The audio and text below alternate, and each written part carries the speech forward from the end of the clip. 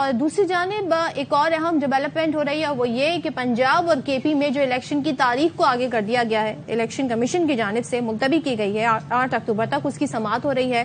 اور election commission کے وکیل سجیل سواتی نے دلائل میں کہا کہ آئینی ذمہ داریوں سے انحراف نہیں کر رہے، فنڈز اور اداروں سے معاونت ملے تو پنجاب میں الیکشن کے لیے تیار ہے۔ کابینہ نے 21 مارچ کے خط میں لکھا فوج تعیناتی کی منظوری نہیں دے سکتی۔ چیف جسٹس عمر عطا بندیال نے ریمارکس دیے کہ دہشت گردی کے مسئلے کے باوجود ملک میں انتخابات ہوتے رہے ہیں۔ 90 کی دہائی میں 3 دفعہ انتخابات ہوئے، اس وقت تو فرقہ واریت اور دہشت گردی عروج پر تھی، جبکہ الیکشن کمیشن کے وکیل نے کہا ہمارے پاس خفیہ اداروں کی رپورٹس پر شک کی گنجائش نہیں۔ چلیں تو پھر باقی تفصیلات کیا ہیں وہ ذرا بات کر لیتے ہیں۔ آج سپریم کورٹ میں پورا دن اس معاملے پر نظر بھی رکھی، کور بھی کرتے رہے راجہ محسن، اور مفصل انداز میں ہمیں ذرا وہ بتائیں گے بھی اپنے انداز میں۔ بتائیے گا راجہ محسن کیا ہوا آج سپریم کورٹ میں؟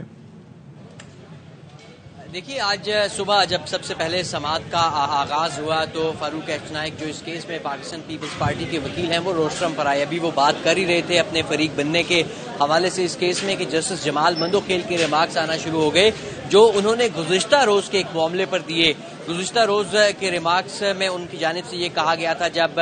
سپریم کورٹ آف پاکستان کے 1 مارچ کے فیصلے کے حوالے سے یہ کہا گیا کہ آیا یہ فیصلہ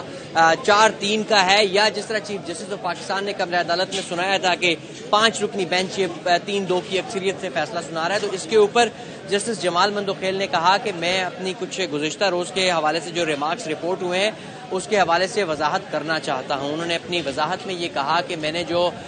ججمنٹ لکھی جو جسٹس منصور علی شاہ اور ان کی ایک علیحدہ سے ایک نوٹ ہے یا اختلافی نوٹ اسے کہہ لیں، اس کے حوالے سے انہوں نے وضاحت دی اور یہ کہا کہ میں اس میں لکھے گئے ایک ایک لفظ پر قائم ہوں۔ اور اس کے بعد چیف جسٹس آف پاکستان نے جب انہوں نے وضاحت دی تو انہوں نے کہا کہ آپ کی وضاحت آ چکی ہے، اب ہم کیس کی جو کارروائی ہے اسے آگے بڑھاتے ہیں۔ ایک دفعہ پھر فاروق احمد نائک کی جانب سے یہ صدا کی گئی کہ آپ اس معاملے پر فل کورٹ تشکیل دیں، تاہم چیف جسٹس آف پاکستان نے کہا کہ ہم آپ کو سنیں گے۔ آج الیکشن کمیشن آف پاکستان کے وکیل کو پہلے سنا جائے گا۔ سجیل سواتی اس کیس میں الیکشن کمیشن آف پاکستان کی نمائندگی کر رہے ہیں۔ آج ان کی جانب سے تفصیلی دلائل دیے گئے، اس کے بعد سپریم کورٹ میں 2 وقفے بھی ہوئے عدالتی سماعت کے دوران، اور اس دوران ان کے جو دلائل تھے وہ چلتے رہے۔ انہوں نے عدالت کو آج بتایا کہ الیکشن کمیشن آف پاکستان نے گورنمنٹ سے جب فنڈز کے حوالے سے بات چیت کی تو فنڈز نہ ملنے پر انہوں نے اس سلسلے میں جو ہے وہ انتخابات نہ کروانے کے حوالے سے جو فیصلہ کیا وہ عمل میں آیا۔ اس کے ساتھ ساتھ انہوں نے جو ملک بھر کی سیکیورٹی سچویشن ہے اس حوالے سے بہت ساری رپورٹس کے حوالے بھی دیے اور یہ کہا کہ سیکیورٹی صورتحال مختلف رپورٹس کے تناظر میں ایسی نہیں ہے کہ اس وقت الیکشنز کا انعقاد ہو سکے، اور اس پر بینچ کی جانب سے مختلف ریمارکس بھی سامنے آتے رہے اور یہ سوال اٹھایا جاتا رہا کہ یہ بتائیں کہ الیکشن کمیشن آف پاکستان کیا اس کے پاس یہ اختیار تھا کہ وہ الیکشن کی تاریخ از خود دے سکتا تھا یا بدل سکتا تھا یا اتنا آگے لے کے جا سکتا تھا، اور اس پر کوئی مطمئن نہیں کر سکے الیکشن کمیشن آف پاکستان کے وکیل معزز عدالت کو۔ یہ سوال بھی اٹھایا گیا ان کی جانب سے کہ جو الیکشن کی تاریخ ہے وہ سپریم کورٹ آف پاکستان کے حکم کے بعد آئین کے مطابق صدر مملکت کی طرف سے 30 اپریل دی گئی تھی پنجاب کے لیے، لیکن جب انتخابات ملتوی کرنے کا الیکشن کمیشن آف پاکستان نے فیصلہ کیا تو اس سلسلے میں وہ سپریم کورٹ آف پاکستان کو جو اسے مشکلات درپیش تھیں یا جو ایسے معاملات تھے جن کی وجہ سے الیکشن نہیں تھے ہو پا رہے 30 اپریل کو، اس سلسلے میں وہ آگاہ کر سکتے تھے سپریم کورٹ آف پاکستان کو، لیکن اس سلسلے میں عدالت کو مطمئن کر سکتے تھے، انہیں بتا سکتے تھے، لیکن ایسا بھی نہیں کیا گیا۔ پھر سوال اٹھایا گیا بینچ کی جانب سے ایک دفعہ پھر کہ جو الیکشن پروگرام ہے وہ دینا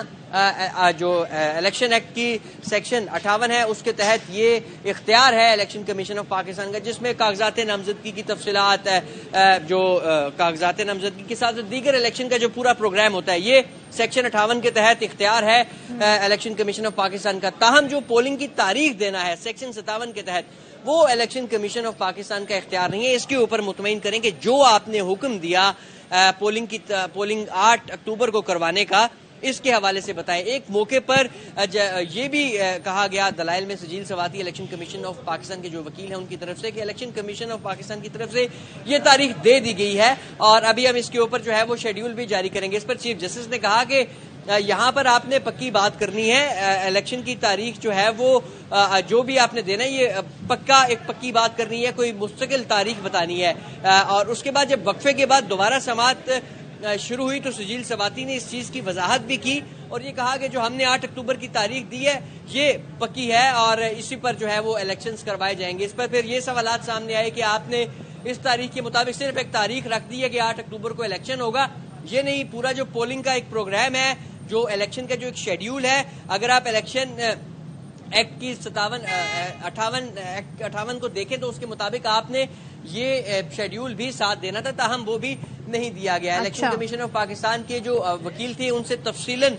سپریم کورٹ آف پاکستان نے جو مختلف معاملات تھے اس کے اوپر بھی استفسار کیا کہ کیا اگر آپ کو فنڈز ملیں اور سیکیورٹی سچویشن بہتر ہو تو کیا آپ الیکشنز کروا سکتے ہیں, کیا ایسی سچویشن میں اگر آپ کو فنڈز دے دیے جائے تو 30 اپریل کو ہی الیکشنز ہو سکتے ہیں. تو اس پر سجیل سواتی نے بھی ایک موقع پر کہا کہ جی بالکل الیکشنز ہو سکتے ہیں. اب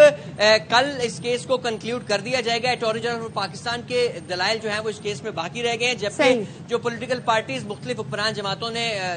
اس میں فریق بننے کی درخواست دی ہے وہ بھی شاید کل سنی جائے. راجہ محسن اعجاز ہمیں بڑی ڈیٹیل انہوں نے بتائی ہے کہ کیا آج سماعت رہی اور کل کیا صورتحال ہوگی. ہوپ فلی کل یہ معاملہ کنکلوڈ ہو جائے. بہت شکریہ راجہ محسن اعجاز ہمیں آگاہ کر رہے تھے.